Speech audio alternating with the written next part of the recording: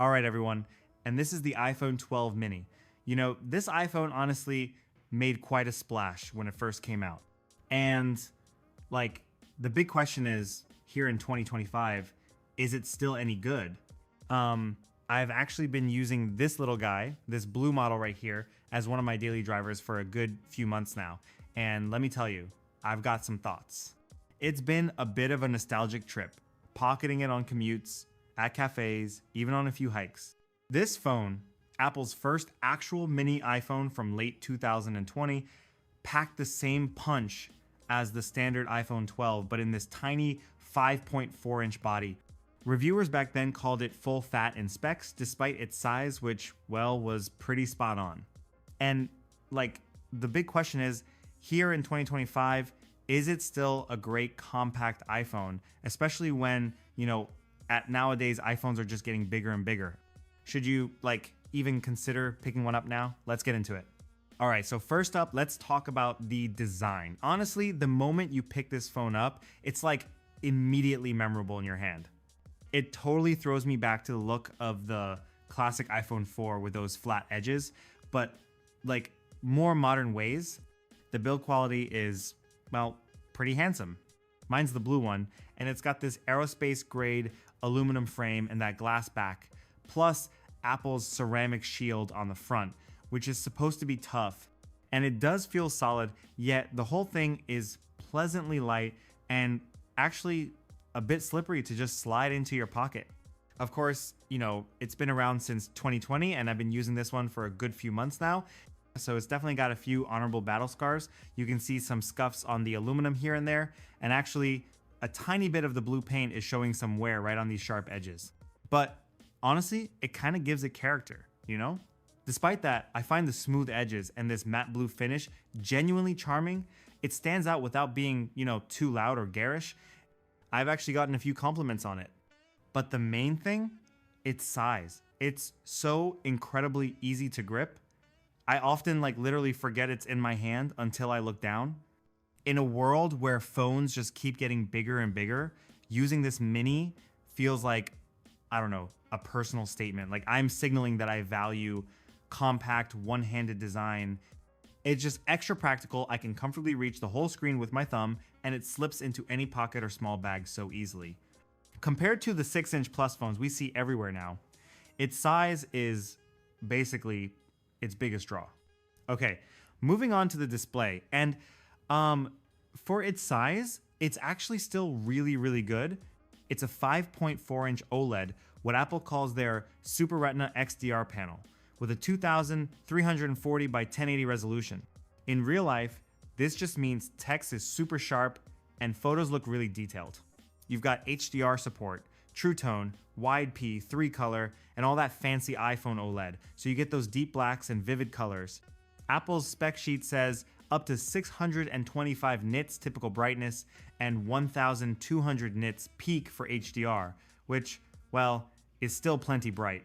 When I'm using it outdoors, even in bright sun, the display stays readable. It's not gonna blind you like a tiny mirror, but it's clear enough for looking at maps or reading.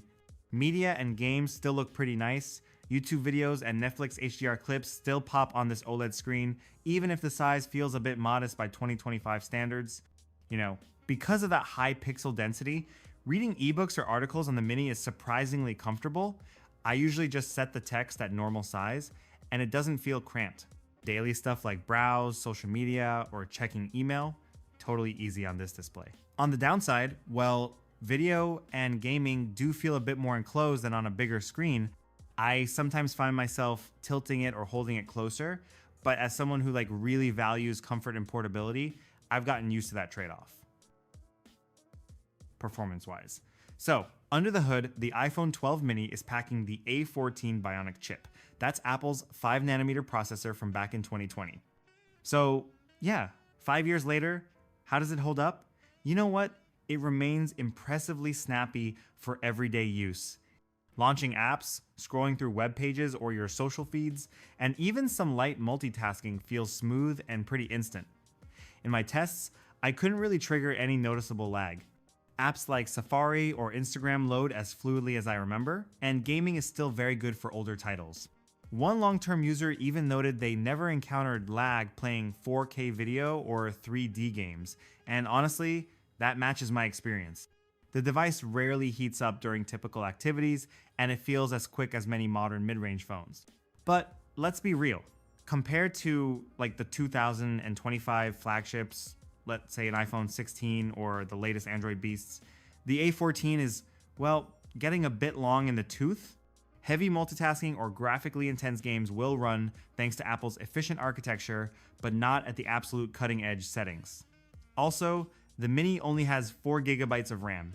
So if I try to really push it, like opening many apps, I sometimes see an app reload when I switch away and then back.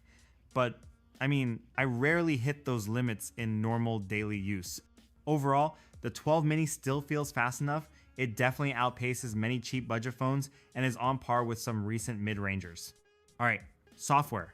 As of mid-2025, this little iPhone 12 mini has gotten the newest iOS 18, and you know what? It's running it smoothly. Apple is still listing it as compatible on its support site, which is, well, pretty great. The user interface works much the same as it always did, just, on a smaller screen. Widgets, notifications, the general layout, they all adapt to the 5.4-inch display just fine. Let's talk cameras. The iPhone 12 mini has the same dual 12 megapixel camera system as the standard iPhone 12. So that's a wide main sensor and a 120 degree ultra wide. No telephoto lens or LiDAR sensor here though. And you know what? It still takes good pictures. On par with what the original iPhone 12 was doing, in good daylight, shots are sharp and colorful, with reliable focus and HDR processing. Low light performance, thanks to night mode, also remains pretty competent for a 5-year-old phone. For video, the Mini can shoot up to 4K at 60 frames per second, including HDR video with Dolby Vision up to 30 FPS. Okay, now for the tricky part. The part I was like a little worried about, battery life. Guys, this is probably its biggest weakness. It has a 2,227 milliampere hour battery, which is, well, very small by modern standards, and it shows my usage, which I'd say is moderate, email, social apps, some video, occasional navigation, a few calls, gets me through a full day, but I'm often, and I mean often, scrambling for a charger by late afternoon. DxOMark explicitly noted its tiny battery severely impacts autonomy. On heavy use days, like if I'm using GPS navigation a lot, or gaming, or taking lots of photos and videos, that battery can dip fast.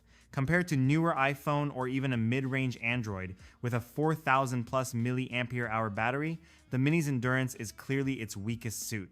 So, using the iPhone 12 mini day-to-day in 2025 still has its perks. Its key advantage is simply pocketability.